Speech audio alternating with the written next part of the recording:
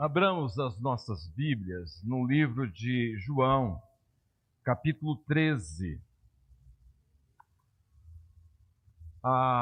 O tema desse ano, junto com outras igrejas batistas da nossa região, não só aqui, mas também outras igrejas, não só batistas, nós temos um grupo de igrejas que resolveram fazer uma parceria de estarmos falando, pregando sobre os mesmos temas. E o tema desse ano é Jesus, o Incomparável. Diz para o seu irmão aí, o tema desse ano é Jesus, o Incomparável. De fato, ele é incomparável. E o tema desse mês é Jesus, o Apaixonado. Jesus, aquele que tem um amor aquecido, tá bom? Alguém disse que amor é como café. Frio não serve para nada. Tá? E de fato, né, eu perguntei aqui nos dias desses quem gosta de café frio, teve alguém que levantou a mão. Esse é anormal, tá? Não vou pedir para fazer isso. O normal é o café quentinho. O amor é assim, tem que ser aquecido. E Jesus tem esse amor aquecido. E eu queria ler o texto com os irmãos para nossa meditação. Nesta noite está em João capítulo 13, versos de 1 a 17. Ora, antes da festa da Páscoa, sabendo Jesus que era chegada a sua hora de passar desse mundo para o Pai, tendo amado os seus que estavam no mundo, amou-os até o fim. Durante a ceia, tendo já o diabo posto no coração de Judas Iscariotes, filho de Simão, que traísse Jesus, sabendo este que o Pai tudo confiara às suas mãos, e que ele viera de Deus e voltava para Deus, levantou-se da ceia, tirou a vestimenta de cima e, tomando uma toalha, cingiu-se com ela. Depois deitou água na bacia e passou a lavar os pés aos discípulos, enxugar-los com a toalha com que estava cingido. Aproximou-se, pois, Simão Pedro, e esse lhe disse: Senhor, tu me lavas os pés a mim? Respondeu-lhe Jesus: o que eu faço não sabes agora, compreendê-lo-ás depois. Disse-lhe Pedro: nunca me lavarás os pés. Respondeu-lhe Jesus: se eu não te lavar, não tens parte comigo. Então Pedro lhe pediu: Senhor, não somente os pés, mas também as mãos e a cabeça. Declarou-lhe Jesus: quem já se banhou não necessita de lavar senão os pés. Quanto ao mais, está todo limpo. Ora, vós estáis limpos, mas não todos. Pois ele sabia quem era o traidor. Foi por isso que disse: nem todos estáis limpos. Depois de lhes ter lavado os pés, tomou as vestes e, voltando à mesa, perguntou-lhes: compreendeis o que vos fiz? Vós me chamais o Mestre e o Senhor, e dizeis bem, porque eu o sou. Ora, se eu, sendo Senhor e Mestre, vos lavei os pés, também vós deveis lavar os pés uns dos outros, porque eu vos dei o exemplo, para que, como eu fiz, façais vós também. Em verdade vos digo que o servo não é maior do que o seu senhor, nem o enviado maior do que aquele que o enviou. Ora, se sabeis estas coisas, bem-aventurados sois, se as praticardes. Amém, amados? Amém? Privilégio ler um texto bíblico. Isso é privilégio, né? Nesse tempo, né?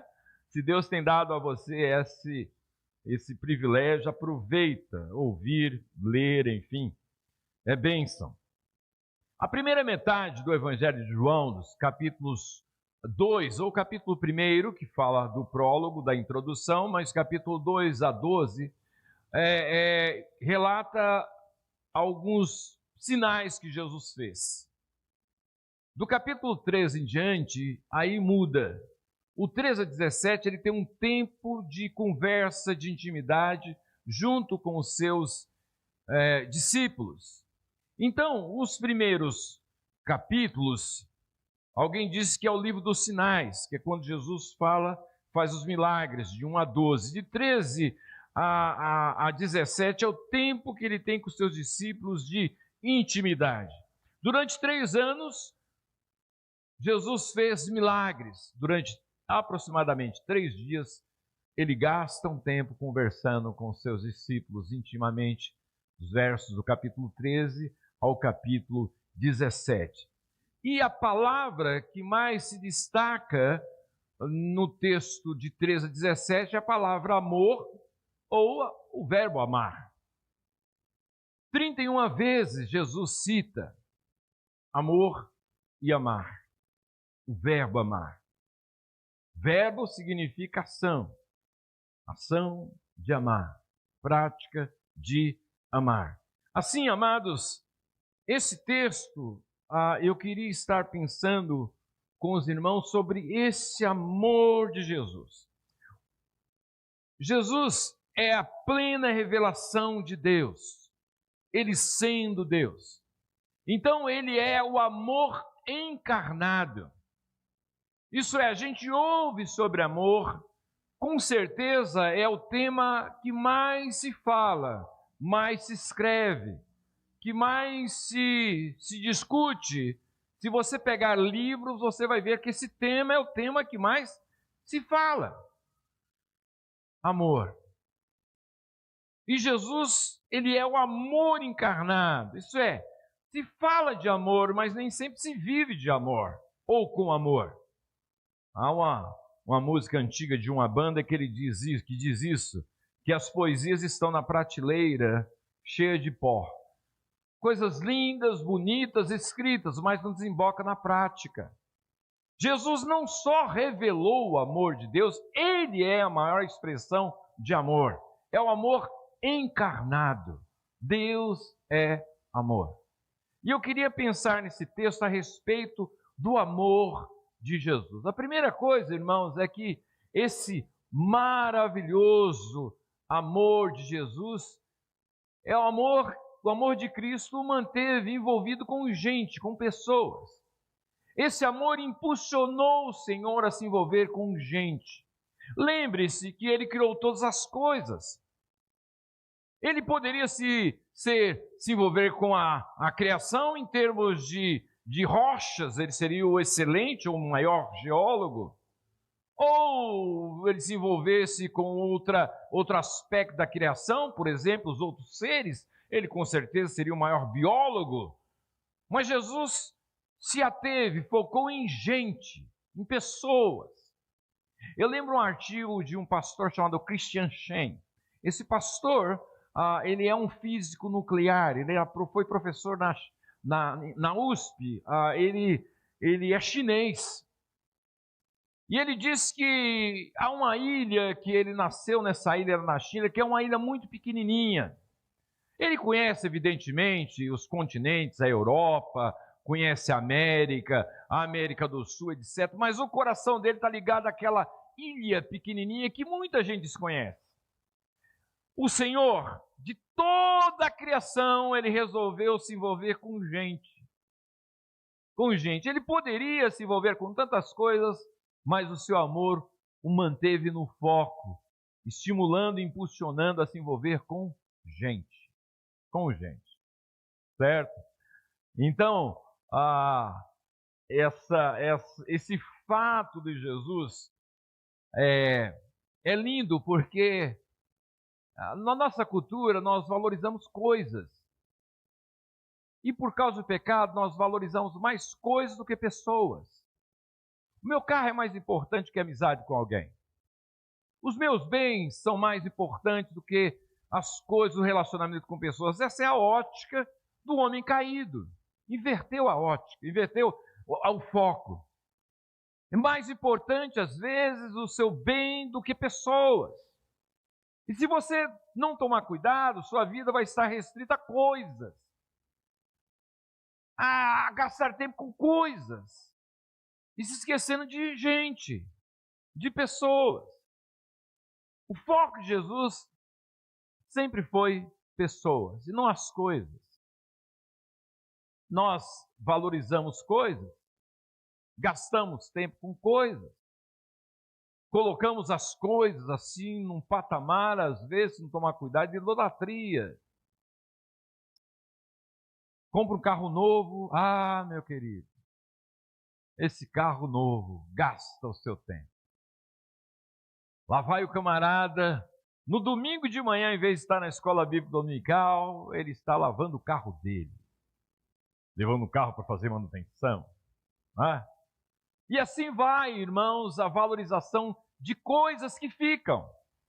Disse C.S. Lewis que no banquete da vida, o prato principal são as amizades. O resto fica. Verdade ou não é? E é bom você conhecer seu coração, como seu coração funciona quando você está querendo adquirir alguma coisa. Toma cuidado, porque às vezes a bênção está no lugar do abençoador. Toma cuidado. Coisas são para serem usadas. Você já viu aquelas cristaleiras? Não sei se sua casa tem, isso é coisa antiga, né? Com aquelas taças de cristais para momentos especiais.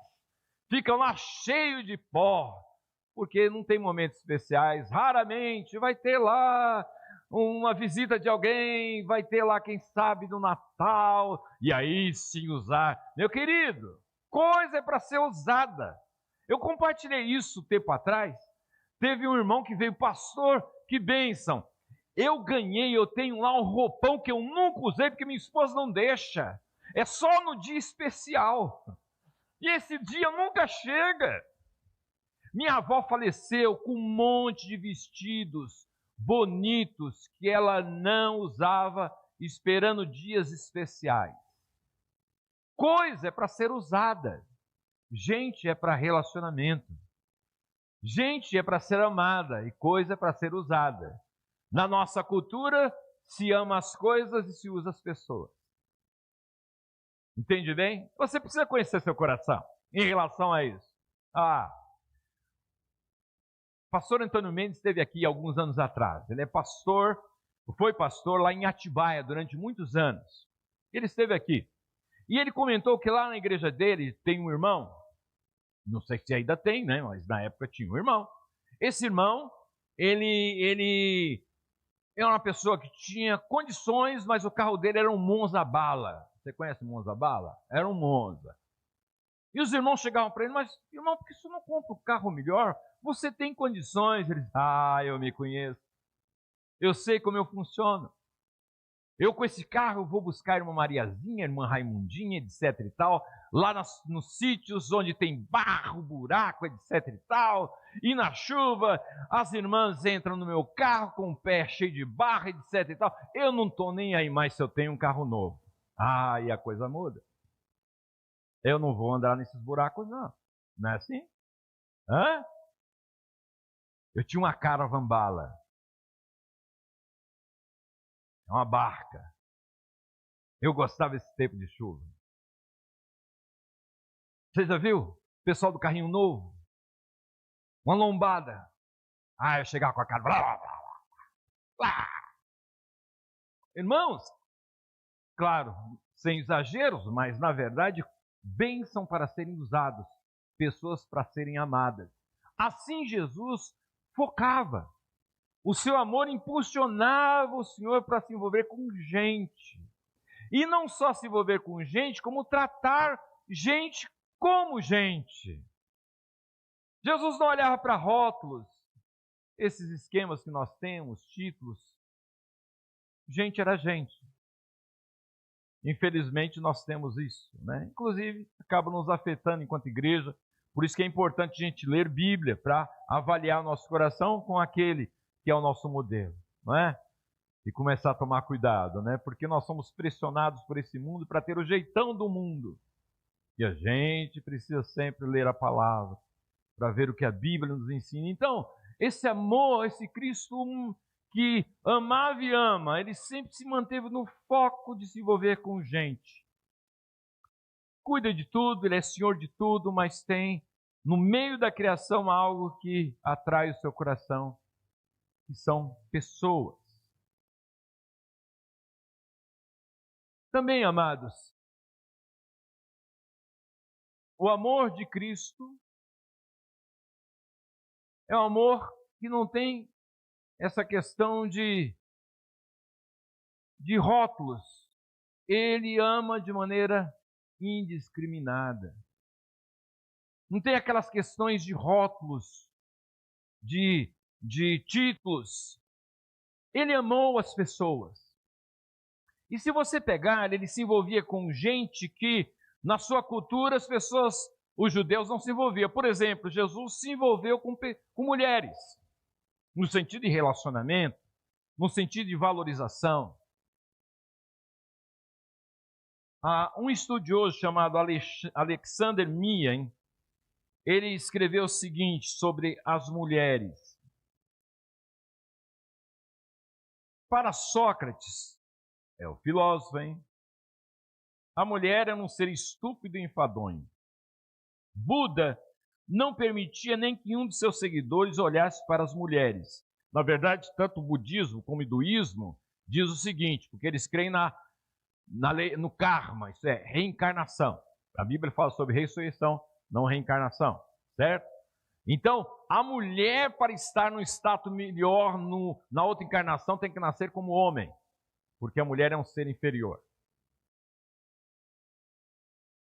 Maomé, as mulheres para Maomé não têm voz, nem ação, são apenas objetos sexuais.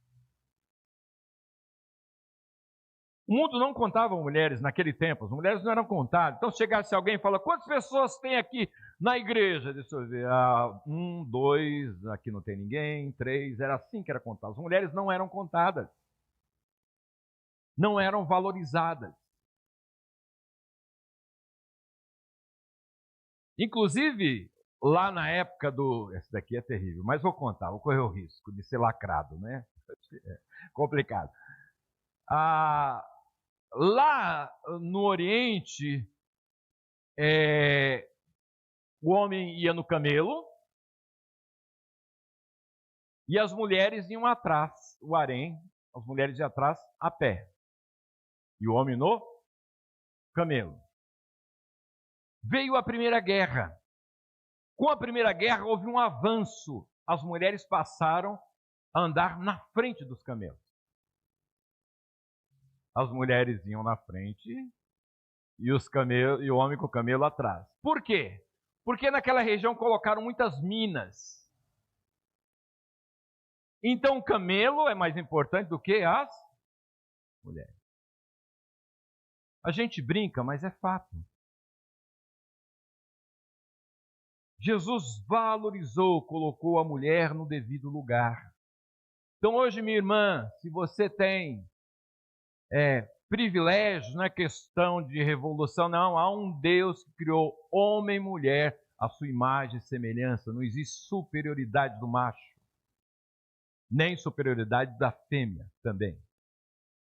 São iguais diante de Deus. Ainda que com funções diferentes, em termos de valor, não há diferença para Deus. Jesus tinha seguidoras, os rabinos não permitiam isso. Jesus tinha seguidoras. No texto do Evangelho de Lucas, capítulo 8, versos 1 a 3, diz assim: aconteceu depois disso que andava Jesus de cidade em cidade, de aldeia em aldeia, pregando e anunciando o Evangelho do reino. E os 12 iam com ele. E também algumas mulheres que haviam sido curadas de espíritos malignos e de enfermidades. Maria, chamada Madalena, da qual saíram 7 demônios, Joana, mulher de Cusa, procurador de Herodes, Susana e muitas outras, as quais lhe prestavam assistência com os seus bens. Jesus permitia ser ajudado. Ele é Senhor. É isso que acontece, por exemplo, quando você tem a oportunidade de servir, quando você tem a oportunidade de ofertar, quando você tem a oportunidade de contribuir. Isso é privilégio. O Senhor é dono de tudo. Ele permitia, e de alguma forma, aquelas irmãs eram abençoadíssimas. Haja visto que está aqui na palavra como modelo para nós. Eram seguidoras. Jesus conversou com uma mulher samaritana, marcou encontro com a mulher samaritana. Ele estava no poço, sabia que aquela mulher chegava no meio-dia. Por que aquele horário? Porque a mulher não tinha comunhão com ninguém. Todas as mulheres do comum é cedo, quando o sol não está baixo ainda, não há muito calor. No entanto, ela está meio-dia. Foi pegar água. Por quê? Porque não tinha comunhão com ninguém, não tinha contato relacionável com ninguém. E Jesus marcou um encontro com essa mulher. Jesus tem uma conversa abençoada com essa mulher e muda a história dessa mulher samaritana. Então preste atenção, o judeu era inimigo do samaritano. O samaritano era inimigo de judeu. Jesus conversa não só com um samaritano, mas uma mulher samaritana, que o judeu também não conversava com a mulher judia na rua. Era alguma coisa restrita à casa. Jesus, naquele espaço, naquela paisagem, ele tem um encontro com a mulher. Então notem, amados, que Jesus era aberto ao relacionamento. Assim, Jesus teve contato com desajustados, rejeitados, com leprosos, com mendigos cegos, com endemoniados, com publicanos, com romanos, com gente honesta e desonesta, ele com religiosos arrogantes, com estrangeiros. Ele teve espaço no seu coração para se relacionar com todas as pessoas. O amor de Jesus não tinha esses critérios que engessam relacionamentos, é coisa do coração humano. Também, amados, Jesus amou e ama de maneira incondicional. Ele amou as pessoas independente se o aceitasse ou não, ele os amou. Jesus amou Judas. Judas optou para não amá-lo, mas ele amou Judas. Lá no capítulo 10 de Marcos, há uma conversa de Jesus com um jovem rico. O jovem rico tem interesses legítimos.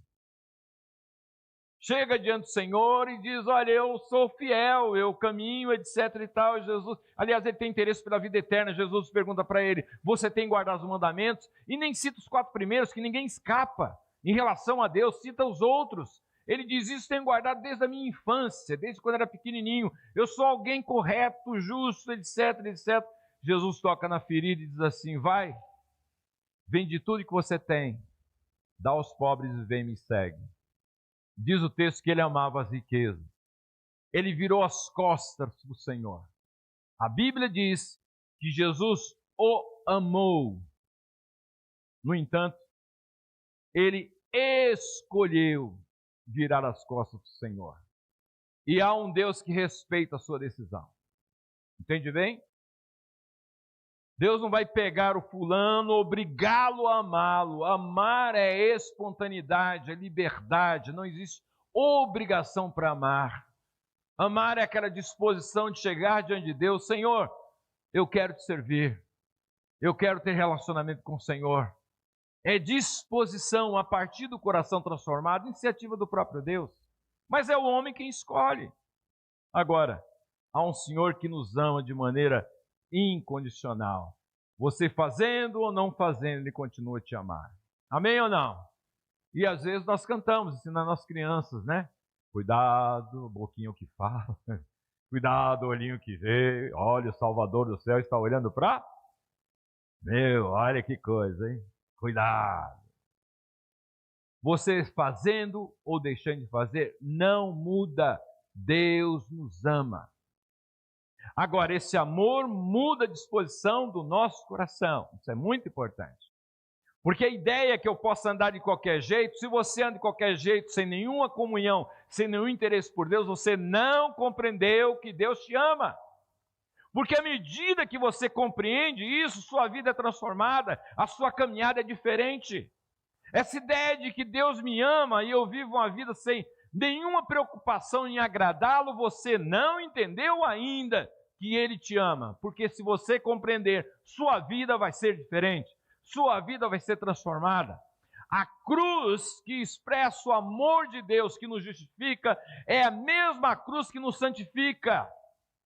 A cruz que expressa o amor de Deus por nós é a mesma cruz que muda a nossa vida. Então, se você falar, Deus me ama, e vive como se Deus não amasse, você não entendeu o amor de Deus. Deus nos ama de maneira incondicional, é verdade, mas esse amor muda a nossa vida. Impossível, impossível. Alguém que compreende o amor de Deus e a vida não é transformada, não entendeu absolutamente nada. Impossível. O encontro com esse Deus que nos ama, a nossa vida é transformada.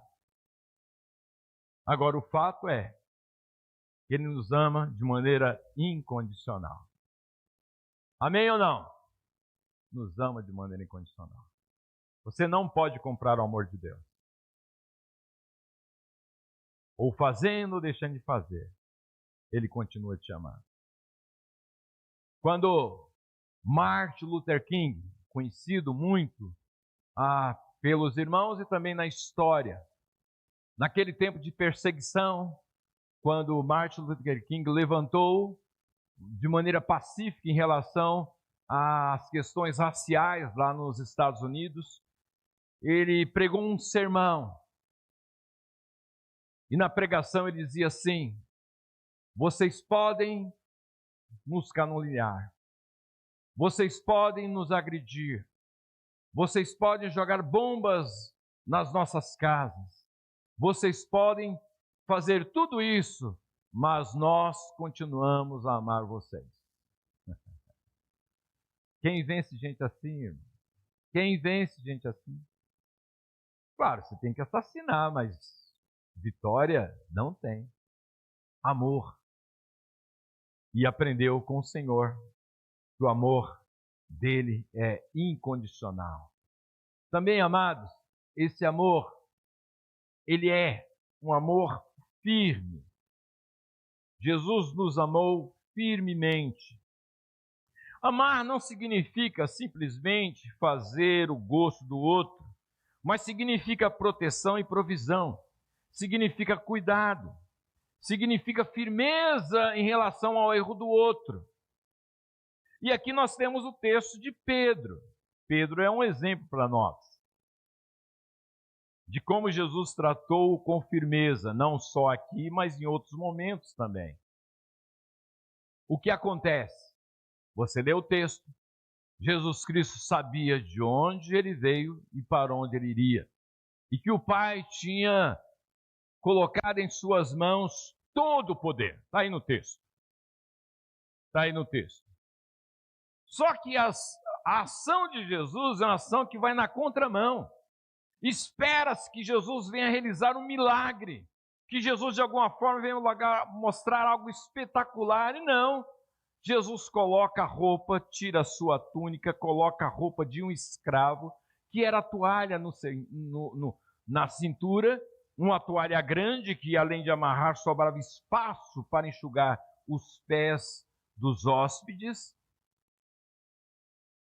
e pega a bacia e começa a lavar os pés dos seus discípulos. Se você pegar em Lucas, o contexto desse texto é que eles estão discutindo quem é o maior. Pedro diz: olha, eu sou o preferido, né? Porque, olha, o Senhor falou que eu tenho a chave, eu que vou abrir, né? André fala: não, eu fui o primeiro, né? João diz: nada disso, eu sou chegadinho do coração de Jesus, né? E Judas diz: não, eu estou com dinheiro, o dinheiro está no meu bolso. Eles estão discutindo quem é o maior. E aí, quando eles chegam e sobem para o cenáculo, porque era um espaço acima da casa, quando eles chegam, tem a bacia, tem a toalha, mas eles estão muito orgulhosos. Quem vai lavar os pés de alguém? Orgulhosos e pé sujo. Eles estão ali e eles são surpreendidos, porque quem faz isso é o Senhor da glória, é o Rei dos reis. Entende bem? É aquele que criou tudo quanto existe. É esse que se abaixa, se ajoelha e começa a lavar os pés dos seus discípulos. Lembrando que para o judeu a parte mais feia do corpo era o pé. Né? Ainda que alguns achem que o pé é bonito, de fato, né? Naquele tempo não havia calçamento como nós temos hoje, as pessoas andavam de sandálias. Então, quando alguém ia para uma festa, para um encontro, tomava o banho. Mas de sandálias numa rua poeirenta ou cheia de lama, onde também os animais transitavam, era imundície. E ficava uma bacia e para a pessoa se lavar os pés, bacia e toalha.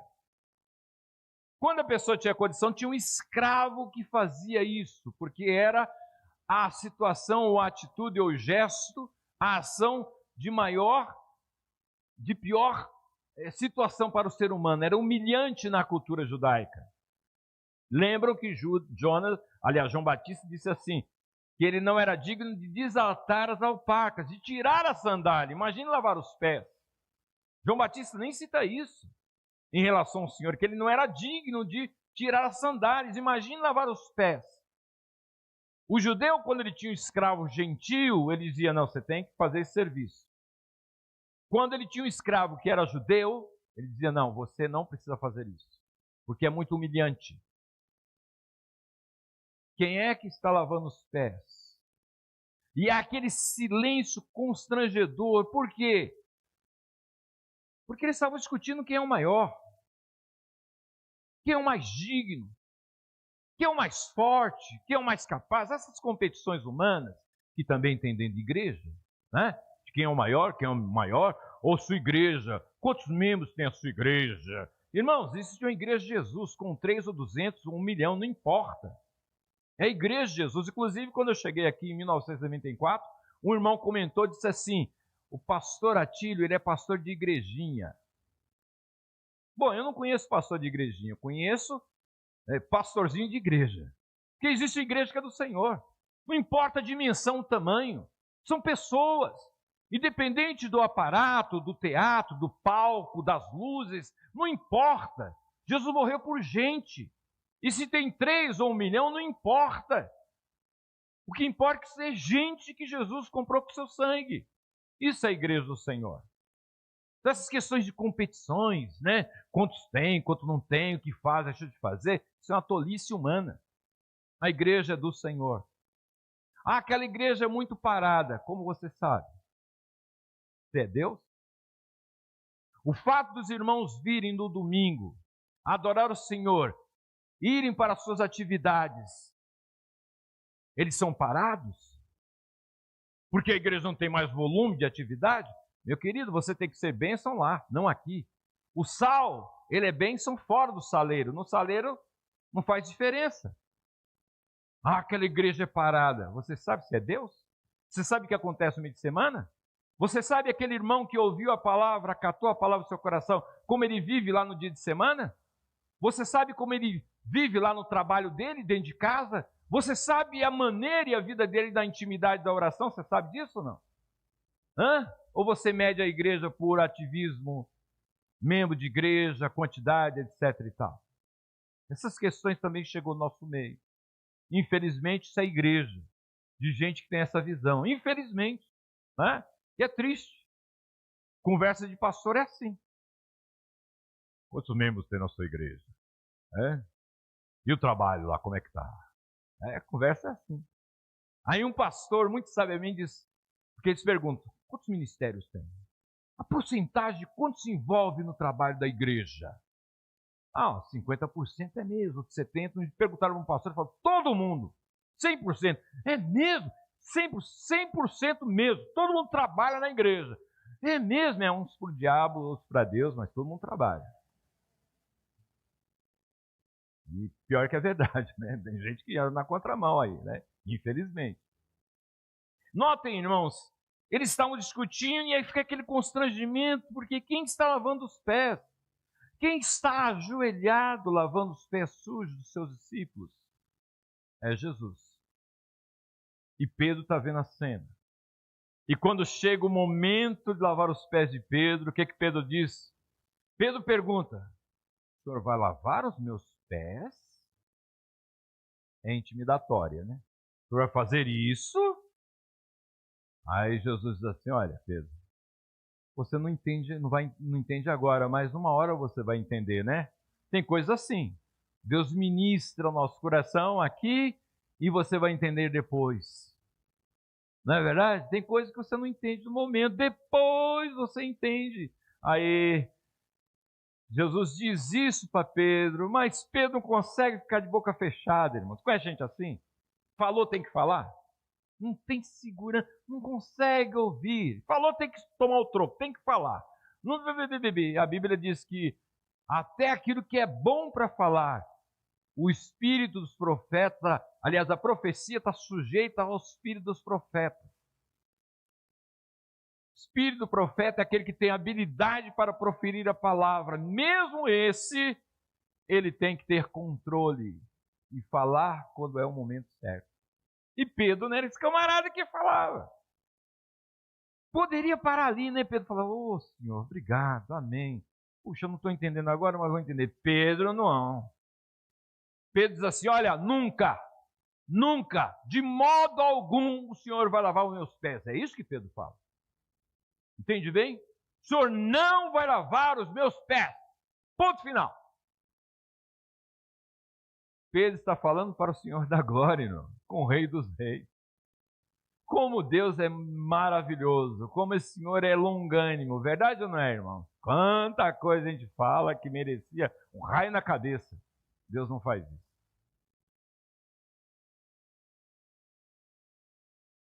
O Senhor não vai lavar os meus pés. Aí Jesus diz assim, olha, se eu não lavar os seus pés, você não tem parte comigo. Aí Pedro é o 800. Então lava o corpo inteiro, cabelo, pé, corpo, né? Assim, de 800. Pedro era inclinado dessa forma, mas notem, irmãos, Jesus foi firme com Pedro. Então, quando Deus usa alguém para falar com você, irmão, que você não está certo, que a tua postura está errada, meu amado, veja isso como bênção, não coloque escudo e defesa, assim, sabe, não seja assim, seja dócil. Salmo 141, Davi ora, Senhor, o justo, quando ele vem com a palavra dura e me fere, isso é bálsamo, isso é unção sobre a minha vida, isso é perfume sobre a minha vida, entende bem? Em vez de colocar escudo de defesa, você pede a bênção e ser abençoado. Muito do que Deus vai fazer na sua vida é através de alguém. É que nós, orgulhosamente, nós gostamos assim de Deus falou comigo. Como se só você, sabe como é? Diretamente, Deus não usou ninguém. Isso é orgulho. Às vezes Deus usa alguém para falar para você. E como é bom, sabe por que Deus faz isso? Para a gente ter humildade no coração. Você viu o testemunho do irmão? Ele ouviu Deus. Eu não ouço Deus assim. Eu vejo o irmãozinho que falou comigo ali, o outro falou comigo ali. Entende? Deus usa pessoas para nos abençoar. Tenha um coração dócil. Agora lembre-se que Deus trata você com amor e o amor dele é firme. Jesus amou e ama de maneira firme. Isso significa que quando você precisar de disciplina, ele vai te disciplinar porque ele te ama. Nós educamos nossos filhos, principalmente nos dias de hoje, mimamos os filhos, estamos estragando a geração por mimá-los, por facilitar. Deixa ele enfrentar, deixa ele crescer. Paizão, não vá arrumar brigar por causa do seu filho. Você não conhece seu filho. Sabia disso? Você conhece seu filho dentro de sua casa. Eu conheço. Vai nesse orgulho todo, né? Aqui na igreja teve testemunho do Marcos Botelho, hoje pastor, filho do Jaziel Botelho.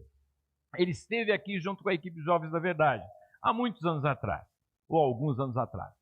E ele era jovenzinho, adolescente, ele deu o testemunho dele.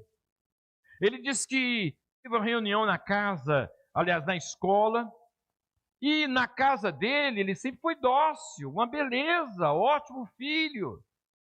E a mãe foi na reunião, a irmã Ivone. E lá na reunião, os professores falando, uma professora chegou, aliás, a diretora falou, quem é a mãe ou o pai do Marcos Botelho? Ela falou, sou eu. Então a senhora fica depois que eu quero conversar com a senhora. Ela pensou o seguinte, nossa, Vou chegar a conversar, falar, nossa, meu filho, né? Aí falar, ela esperava isso, olha, seu filho é uma bênção. Mas que maravilha, seu filho, tão inteligente, tão educado, tão capaz, etc.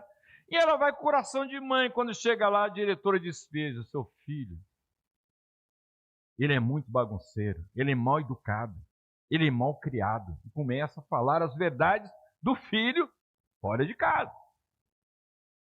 Então é interessante que o testemunho dele é esse, que a partir dali, ele teve um encontro com o Senhor, a partir da tristeza que ele causou para a mãe dele.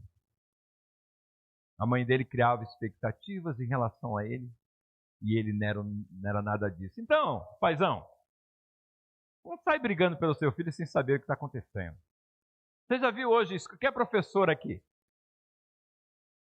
Que Deus abençoe vocês. E vocês já são abençoadas, né? Mas você já viu quando tem reunião, manda chamar o pai do fulano, do Gladson. Chama lá o pai do Gladson. E ele já vem para defender o filho, nem sabe o que está acontecendo. Ele nem sabe o Gladson, o que ele apronta. E o paizão já vai brigar.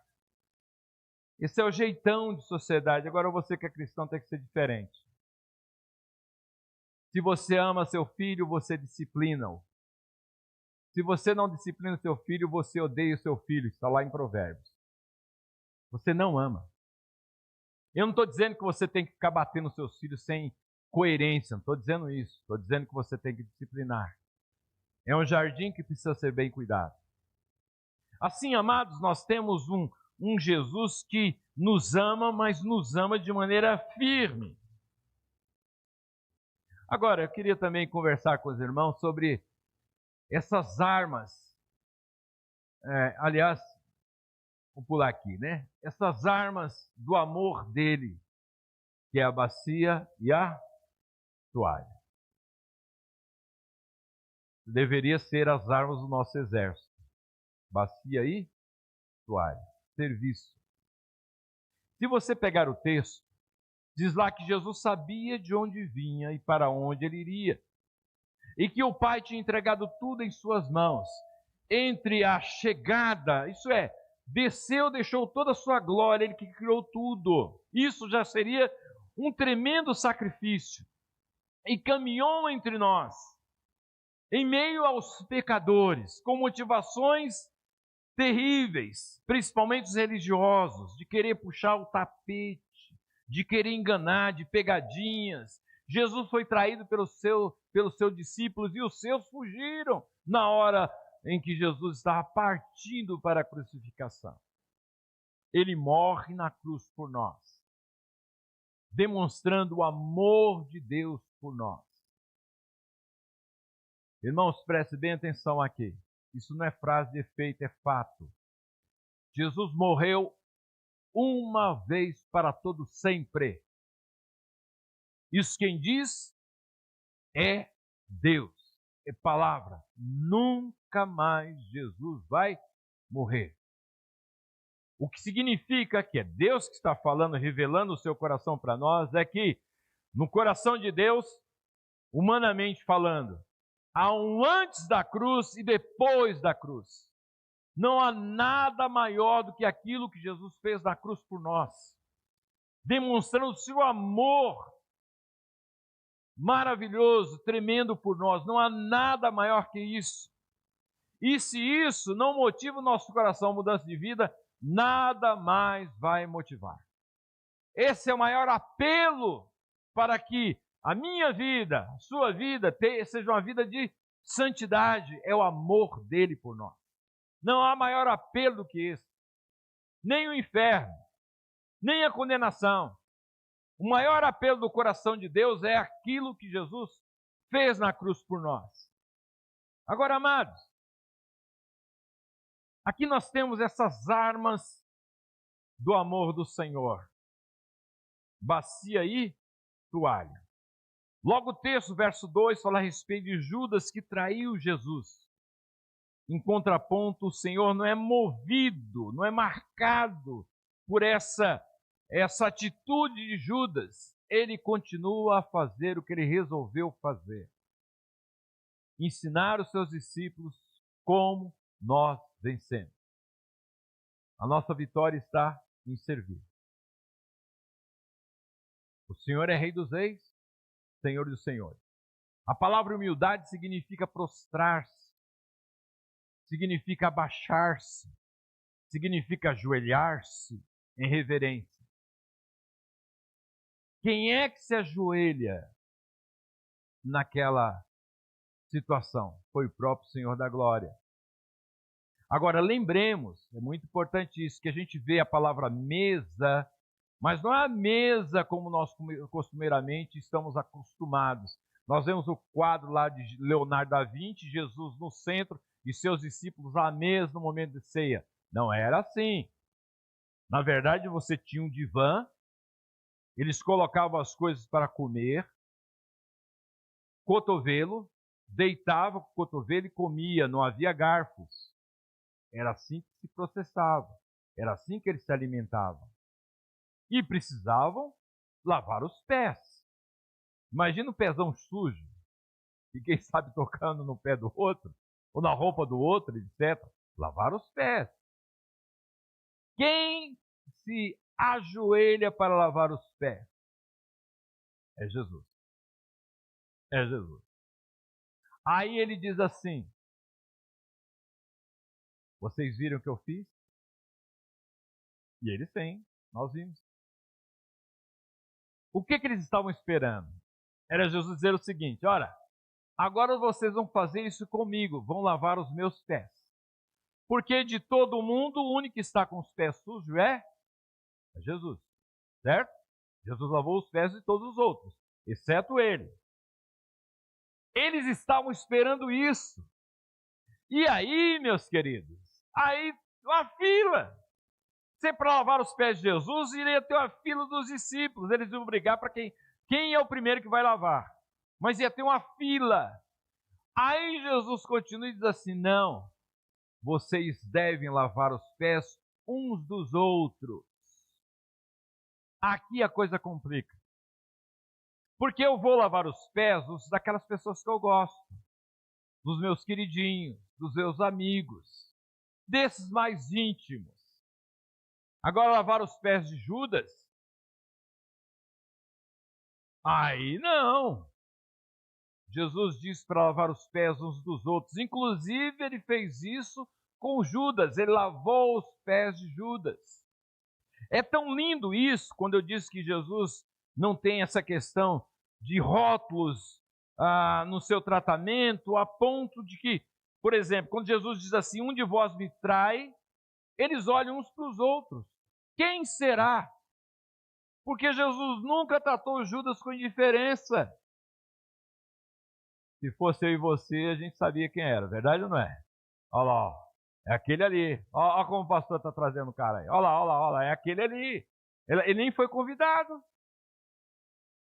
Olha lá como ele... Não é assim? Jesus não tratou Judas de maneira diferente. Ele tratou da mesma maneira. Aí Jesus diz assim: assim como eu fiz, vocês devem fazer.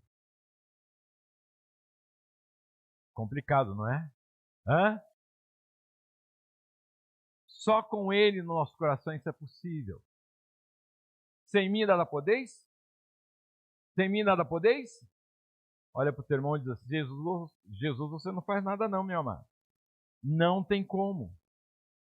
No currículo cristão, a prática mais difícil se chama humildade.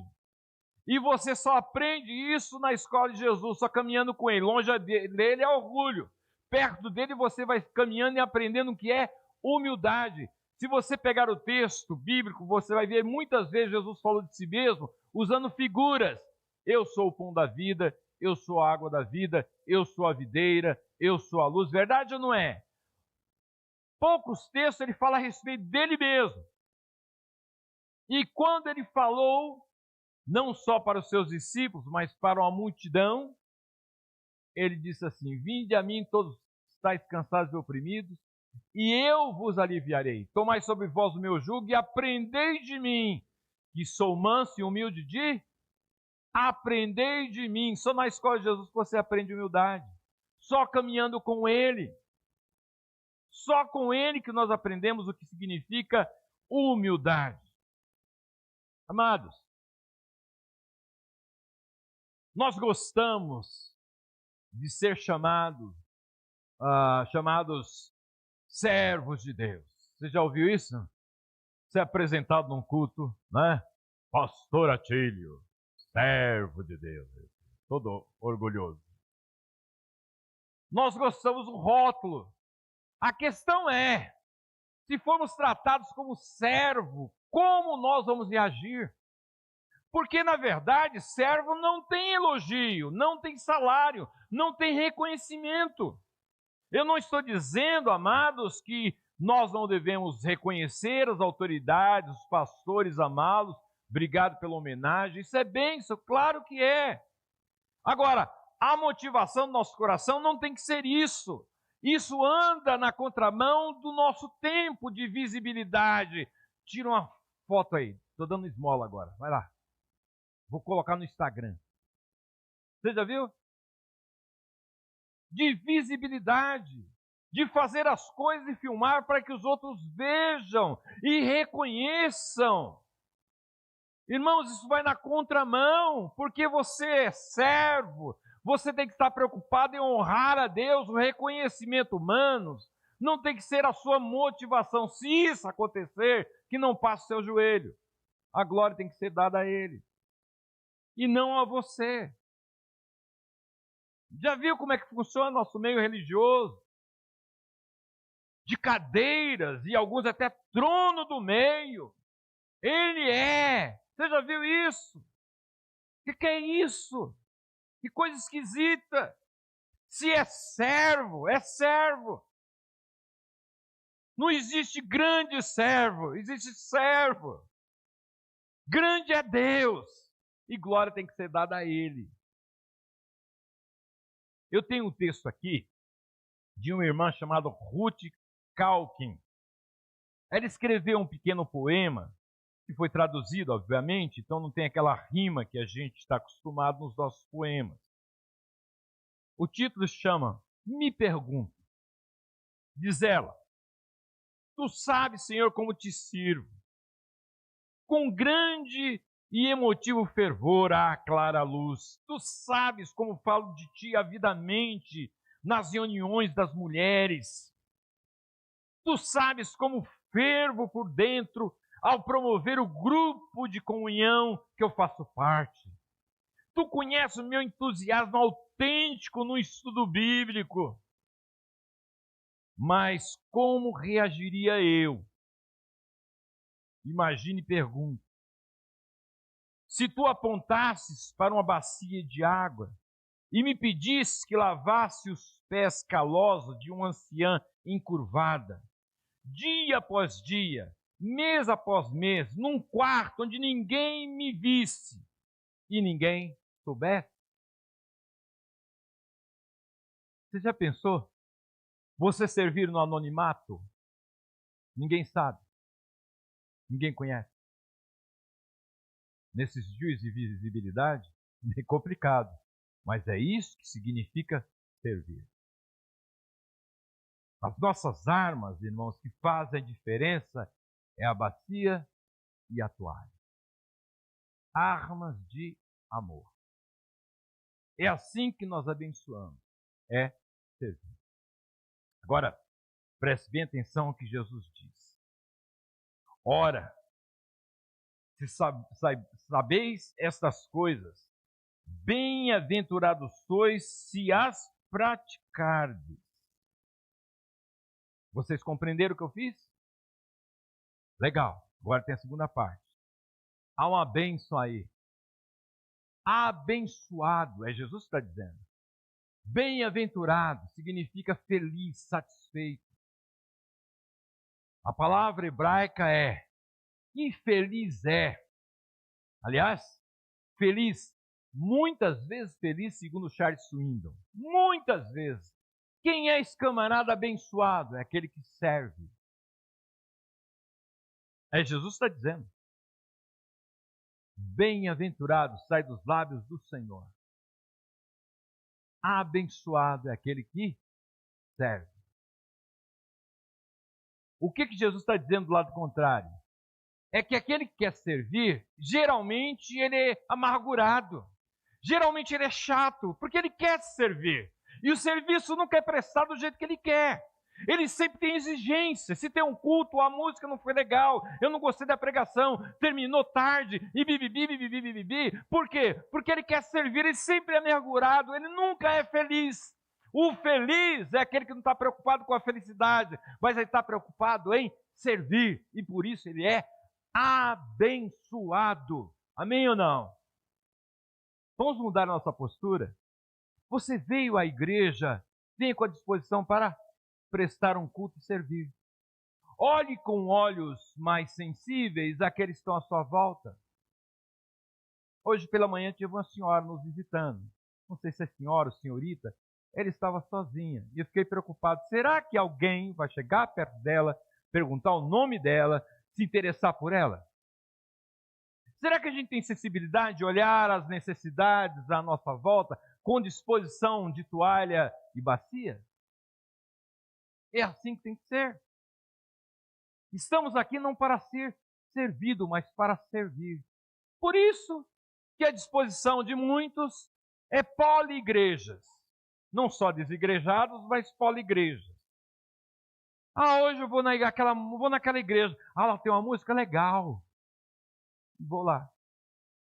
Aí, no outro domingo, não, hoje eu quero ouvir uma palavra. E vai naquela igreja que tem uma palavra. Né? Hoje eu estou querendo naquela igreja que tem comunhão. O pessoal é tão acessível, tão legal na conversa. Eu quero uma igreja assim.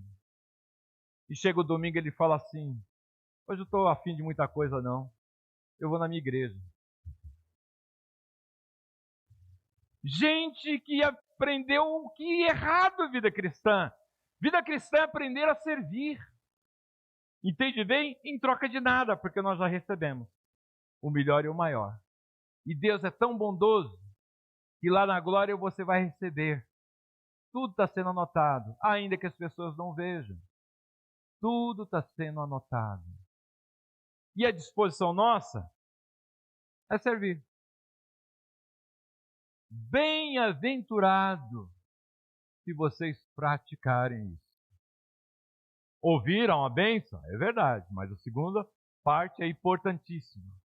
Bem-aventurado, abençoado. Alguém bem-sucedido. Alguém de sucesso, segundo o coração de Deus, é aquele que serve, que usa a toalha e a bacia.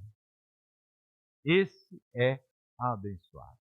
Agora, aquele que vem simplesmente para ser servido, ele é um chato, amarguradinho, sempre vai estar reclamando. Que nunca o serviço foi prestado do jeito que ele queria. Gente assim vai passar a vida inteira vivendo uma vida cristã totalmente falsa. Porque a vida cristã é imitar o modelo do Senhor da glória. Amém, amados? Vamos orar?